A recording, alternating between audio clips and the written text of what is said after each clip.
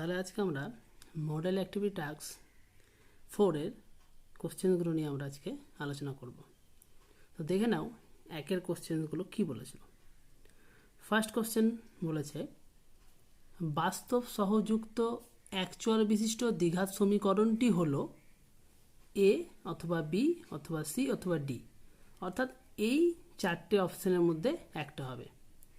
তা কাজ করি, আমি প্রত্যেকটা অপশানকে A B C R decay এক লাইন করে ক্যালকুলেশন করে দেখি তো কী আসে।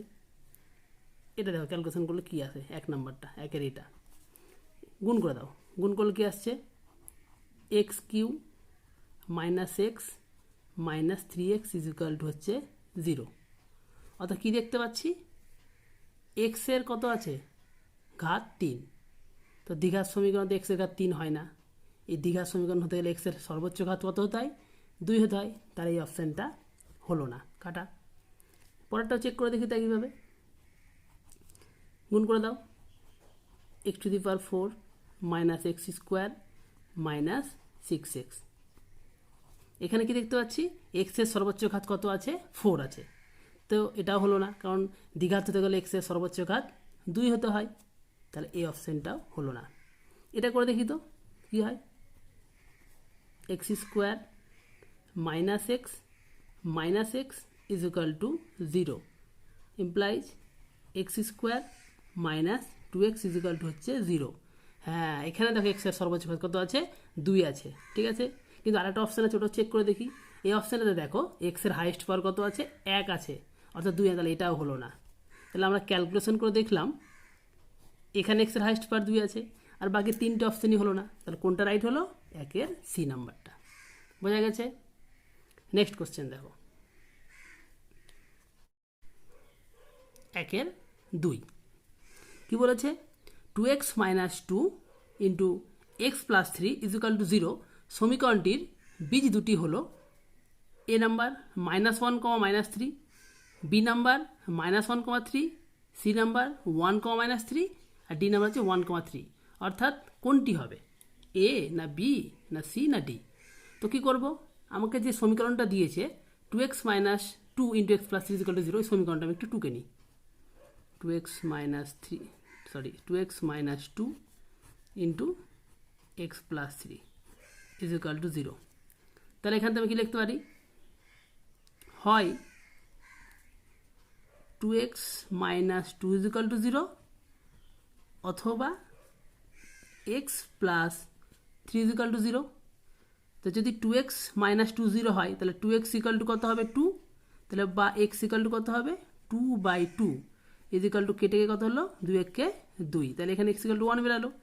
এটা দেখি তো কী আছে, এক্স প্লাস 3 ইকুয়াল টু 0 হয়, তাহলে এক্স ইকুয়াল কত বেরালো -3। তাহলে কী পেলাম, একটা পেলাম এক্স ইকুয়াল টু 1, একটা পেলাম এক্স ইকুয়াল টু কি -3। তো একটা দ্বিঘাত সমীকরণকে সমাধান করে যে এক্সের মানগুলো পেলাম এগুলোকে বলা হয় এক্সের কী বলা, এগুলোকেই বলা হয় সমীকরণটা হচ্ছে বীজ। তাহলে বীজগুলো কী কী বেরালো, একটা বেরালো 1, একটা বেরালো -3। তাহলে কোনটা অপশান হবে দেখো তো, এই যে 1, -3, সি নাম্বার অপশান।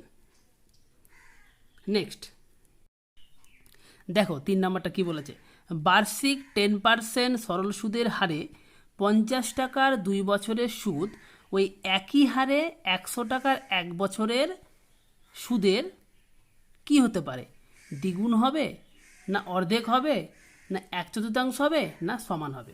তাহলে এখানে কি করতে হবে, আমাকে দুবার সুদ বের করতে হবে। একবার 50 টাকার 10% হারে 2 বছরের সুদ, আর একবার বের করতে হবে 100 টাকার ওই একই হারে অর্থাৎ 10% হারে 1 বছরের সুদ। তো দেখি বার করি। তাহলে প্রথম ক্ষেত্রে ভাবো পি ইজ ইকুয়াল টু 50 টাকা, আর ইকুয়াল টু হচ্ছে 10%, আর টি ইজ ইকুয়াল টু হচ্ছে 2 বছর। তাহলে সেক্ষেত্রে তুমি আইটা বের করে নাও। তাহলে আই ইজ ইকুয়াল টু কত হবে, পি আর টি বাই 100 অর্থাৎ 50 ইন্টু 10 ইন্টু 2 বাই কত 100। 0 0 কেটে গেল, 0 0 কেটে গেল, 5 গুণ কত বেলা তাহলে?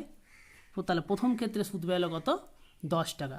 আবার দ্বিতীয় ক্ষেত্রে দেখো দ্বিতীয় ক্ষেত্রে কি বলেছে, পি ইকুয়াল টু 100 টাকা, আর ওই একই রয়েছে অর্থাৎ 10%, আর টিটা কত বলেছে 1 বছর হলো। তা সেক্ষেত্রে আইটা কত রয়েছে দেখে নিই, I is equal to P R T by 100, অর্থাৎ 100 ইন্টু আর এর মান 10, টি এর মান হচ্ছে 1 বাই কত 100। তো দেখো 100 কী হলো, কেটে গেল, তাহলে 10 এর কত বেরোলো 10। তাহলে দেখো প্রথম ক্ষেত্রে সুদ বের করলাম তাও 10 বেরালো, দ্বিতীয় ক্ষেত্রে সুদ বের করলাম তাও 10 বেরালো, অর্থাৎ দুই ক্ষেত্রে সুদের মানটা কী হয়ে গেল, সুদের পরিমাণটা সমান। তো কোন অপশানটা হবে, অপশান নাম্বার ডি। দেখো 1-এর 4 নম্বরটা, অকেন্দ্রীয় বৃত্তের পিকিউ ও আরএস দুটি সমান দৈর্ঘ্যের জ্যা, এই কথাটা ভালো করে হাইলাইট করো।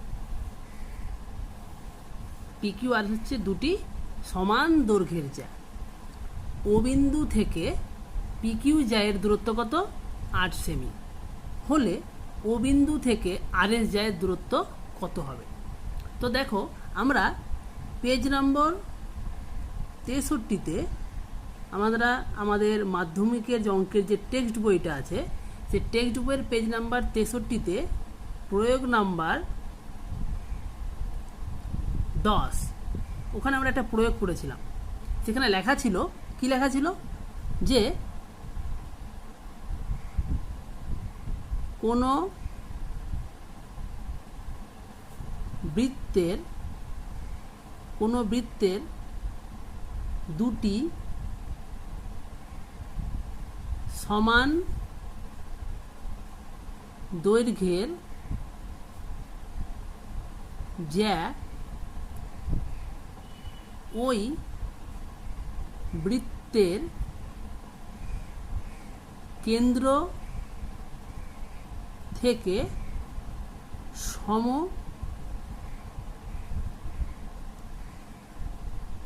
সম দূরবর্তী হবে। অর্থাৎ ও কেন্দ্র থেকে পিকিউ জ্যায়ের দূরত্ব যা হবে, ও কেন্দ্র থেকে আরএস জ্যায়ের দূরত্ব সেম হবে। তো আমাকে দেখো কোশ্চেনে বলেই দিয়েছে যে পিকিউ জ্যায়ের দূরত্ব ও বিন্দু থেকে কত 8 সেমি। তাহলে আমি এই যে কথাটা এখন লিখলাম যে কোনো বৃত্তের দুটি সমান দৈর্ঘ্যের জ্যা ও বৃত্তের কেন্দ্র থেকে সমদূরবর্তী হবে, এই কথাটা দ্বারা বোঝা যাচ্ছে যে ও বিন্দু থেকে আরএস জ্যায়ের দূরত্ব কত হবে 8 সেমি হবে। তাহলে আমাদের অ্যান্সার কোনটা হলো 4-এর এ, 8 সেমি। নেক্সট দেখো 2-এর গুলো কি বলেছে, সত্য অথবা মিথ্যে লিখতে হবে। যেগুলো সত্যি হবে পাশে লিখব সত্য অথবা টি অর্থাৎ ট্রু, আর মিথ্যা হলে লিখব মিথ্যা ব্র্যাকেটে এফ অর্থাৎ ফলস। তো 2-এর 1 নম্বরটা কি বলেছে, একটি ঘনকের প্রতিটি ধারের দৈর্ঘ্য অর্ধেক করা হলে ঘনকটির আয়তন প্রথম ঘনকের আয়তনের 1/8 অংশ হবে। তো দেখা যাক, ধরো আমি ধরে নিলাম যে ঘনকের প্রতিটি ধারের দৈর্ঘ্য x একক বললাম। তাহলে ঘনটির আয়তন কত হবে, আমরা জানি ঘনকের আয়তনের ফর্মুলা কি, বাহু কিউ। তাহলে ঘনকের আয়তন কত হবে, তাহলে আমরা বাহুটা কত ধরলাম x, তাহলে আয়তন হবে x কিউ ঘন একক। এবার কি বলেছে ওরা, যে ঘনকের প্রতিটি যে ধার ওর দৈর্ঘ্যটাকে বলেছে অর্ধেক করা হলো। অর্থাৎ কি ধরেছিলাম দৈর্ঘ্যটা, আমরা ঘনকের প্রতিটি ধারের দৈর্ঘ্য আমরা ধরেছিলাম হচ্ছে x একক, বলেছে ওটাকে কি করতে বলেছে অর্ধেক করো। অর্থাৎ কত হবে, তাহলে অর্ধেক করলে x/2 হয়ে যাবে। তাহলে তখন তার আয়তনটা কি হবে, x/2 তার কি কিউব হয়ে যাবে। তাহলে কত দাঁড়ালো অ্যাকচুয়ালি x3/8। তাহলে কি দেখলাম, প্রথমে যখন ঘনকের বাহু ছিল x তখন তার আয়তন x3, আর যখন ঘনকের অর্থাৎ নতুন ঘনকের যখন বাহুটা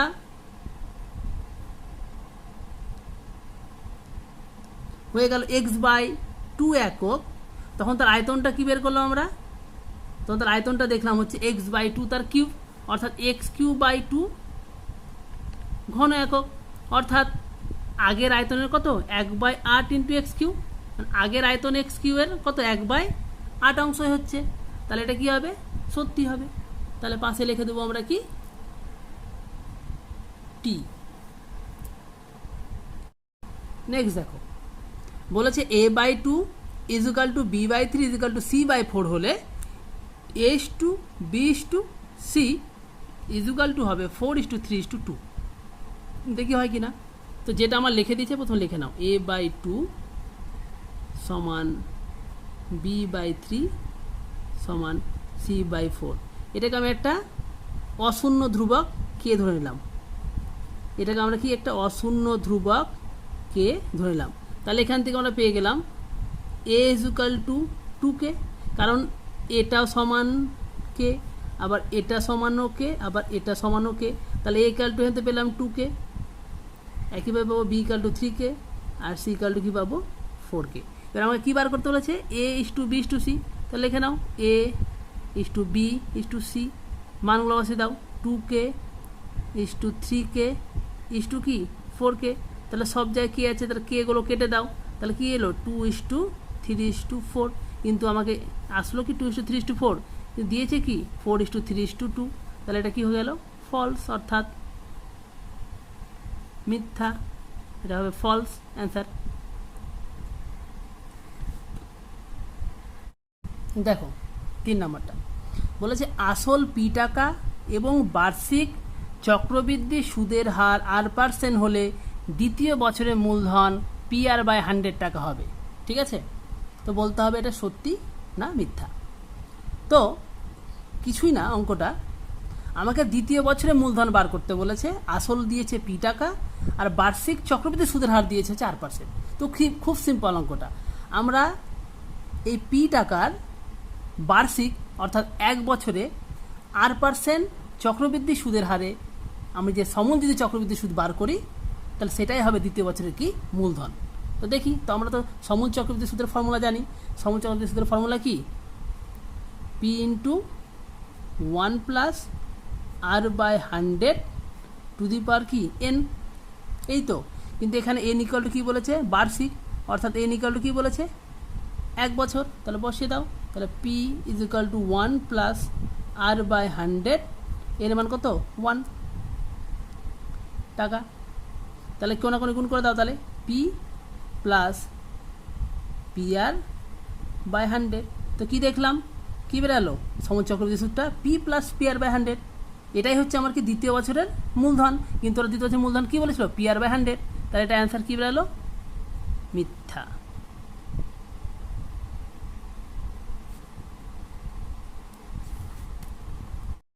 দেখো 4এরটা কি বলেছে, একটা পাশে একটা চিত্র দিয়েছে, বলেছে চিত্রে ও কেন্দ্র বিশিষ্ট বৃত্তে AB একটি ব্যাস, বৃত্তের ভেতরে কিউ হচ্ছে একটি বিন্দু বলেছে, তাহলে AQB সর্বদা সূক্ষ্মকোণ হবে, অর্থাৎ এটা সত্য না মিথ্যা হবে বলতে হবে। তো দেখবে তোমাদেরই ক্লাস 10-এর যে টেক্সট বই আছে অঙ্কের গণিতের, তার পেজ নম্বর 137-এ প্রয়োগ নাম্বার 17-তে একটা বিবৃতি আছে। কি বলেছে, বলেছে বিবৃতিটা আমি লিখে দিচ্ছি, দেখো অর্ধ বৃত্তাংশ কোণ অপেক্ষা ক্ষুদ্রতর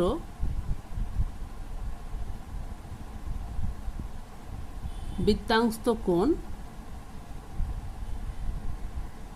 স্থূলকোণ। এই স্টেটমেন্টটা ওখানে আছে, অর্ধবৃত্তাংশ কোণ অপেক্ষা ক্ষুদ্রতর বৃত্তাংশ কোণ হচ্ছে স্থূলকোণ। ঠিক আছে, তাহলে এর থেকে বোঝা যাচ্ছে যে AQB সবসময় কী হবে 90-এর থেকে বড় হবে, মানে এটা স্থূলকোণ হবে, কিন্তু এখানে বলেছে কি সূক্ষ্মকোণ। তাহলে এটাও কি দাঁড়ালো, এটাও দাঁড়ালো হচ্ছে মিথ্যে। তিনেরগুলো দেখো, সংক্ষিপ্ত উত্তরী প্রশ্ন। তিনেরগুলো বলেছে কি, একটি লম্ববৃত্তাকার চোঙের আয়তন ও তার বক্রতলের ক্ষেত্রফলের সাংখ্যমান সমান হলে উহার ব্যাসার্ধ নির্ণয় করো। তাহলে লম্ববৃত্তাকার চোঙ আমরা এঁকে নিচ্ছি। দেখো,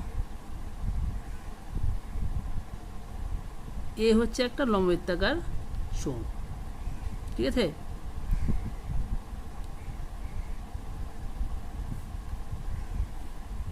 এটা হচ্ছে বৃত্ত দুটোর কেন্দ্র, ব্যাসার্ধ হচ্ছে আর, তাহলে এটা ব্যাসার্ধ কত হবে আর। এটা হচ্ছে কি, এটা হচ্ছে চোঙটার আয়তন এইচ, অর্থাৎ চোঙের ভূমির ব্যাসার্ধটাকে আমি ধরে নিচ্ছি আর চোঙের উচ্চতাটাকে ধরে নিচ্ছি হচ্ছে এইচ।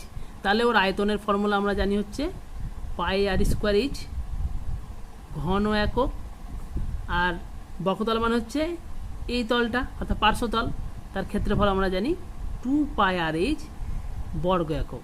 তোরা কি বলেছে, বলেছে আয়তন আর বক্রতলের ক্ষেত্রফলের সাংখ্যমান সমান, অর্থাৎ এরা ইকুয়াল যদি হয় তাহলে সেখান থেকে এই যে ব্যাসার্ধ আর ধরেছি সে আর এর মানটা বার করে নাও। তো চলো দেখা যাক, করি তাহলে। ধরি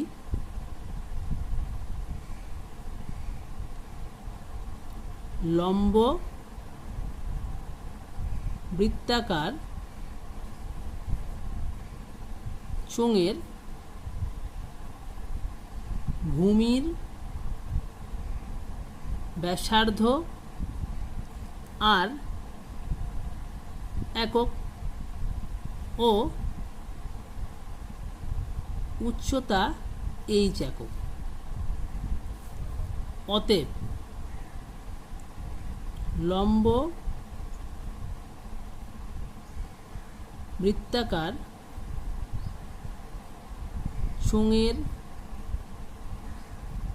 আয়তন সমান পাই আর স্কোয়ার এইচ, ঘন একক, ও বক্রতলের ক্ষেত্রফল সমান 2 পাই আর এইচ বর্গ একক। এবার কোশ্চেনে কি বলেছিল, আয়তন আর বক্রতলের ক্ষেত্রফল সাংখ্যমানে সমান, অর্থাৎ প্রশ্নানুসারে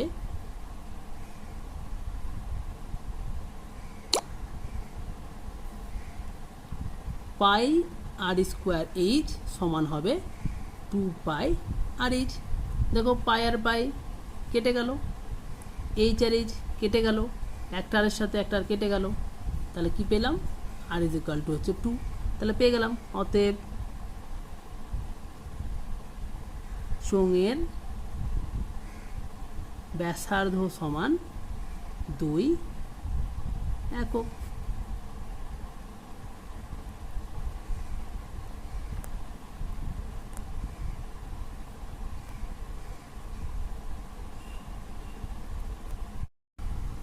দেখো 3-এর 2 নাম্বারটা কি বলেছে, দেখাও যে মিশ্র দ্বিঘাত করণী 7 মাইনাস রুট 2 এর অনুবন্ধী করণী হলো 7 প্লাস রুট 2। তো 7 মাইনাস রুট 2-র অনুবন্ধী করণী 7 প্লাস রুট 2 তখনই হবে, কি করে দেখতে হবে, 7 মাইনাস রুট 2 আর 7 রুট 2 যোগফল মূল সংখ্যা হচ্ছে কিনা, এবং 7 মাইনাস রুট 2 আর 7 প্লাস রুট 2-র গুণফল একটি মূল সংখ্যা হচ্ছে কিনা, তাহলেই একমাত্র 7 মাইনাস রুট 2-কে 7 প্লাস রুট 2-র অনুবন্ধী করণী বলা হবে। আবার বলছি, শুনে নাও ভালো করে, 7 মাইনাস রুট 2-কে 7 প্লাস রুট 2-র অনুবন্ধী করণী হতে গেলে অবশ্যই এই মিশ্র দ্বিঘাত করণী দ্বয়ের বা দুটির যোগফল একটা মূল সংখ্যা হতে হবে এবং গুণফলও একটা কি হতে হবে, মূল সংখ্যা। তো প্রথমে এদের যোগফল করে দেখি তো কী বেরাচ্ছে, 7 minus root 2 plus 7 plus root 2 is equal to 7 minus root 2 plus 7 plus root 2, প্লাসে মাইনাসে কেটে গেল, 7 সাথে কি 14, তাহলে এটা একটা কি মূলদ সংখ্যা।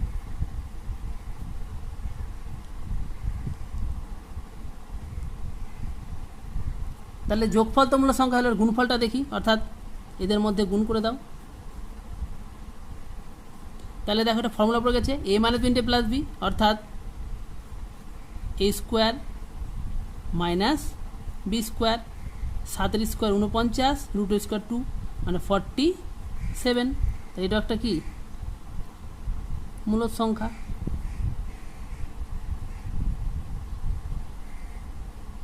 তাহলে আমরা কি দেখলাম যে 7 মাইনাস রুট 2 আর 7 প্লাস রুট 2 গুণফল এবং যোগফল দুটো একটি মূল সংখ্যা। তাহলে এখান থেকে আমরা বলতে পারি অতএব 7 মাইনাস রুট 2 এর অনুবন্ধী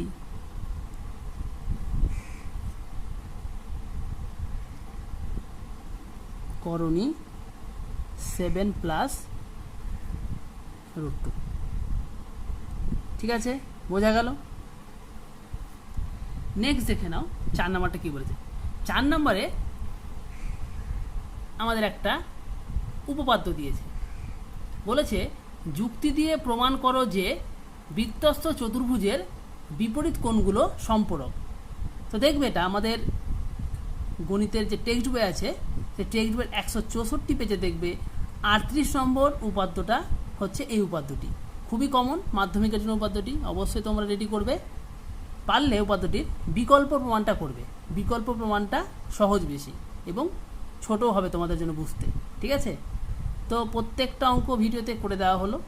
তোমাদের যদি কোনো অঙ্কতে কোনো সমস্যা থাকে তাহলে সেই অঙ্কটা অবশ্যই উল্লেখ করে কমেন্ট বক্সে জানাবে, যাতে করে পরবর্তীকালে আরও বেটার কিছু করতে পারি। ঠিক আছে, তাহলে আজকের মতন সবাইকে ধন্যবাদ।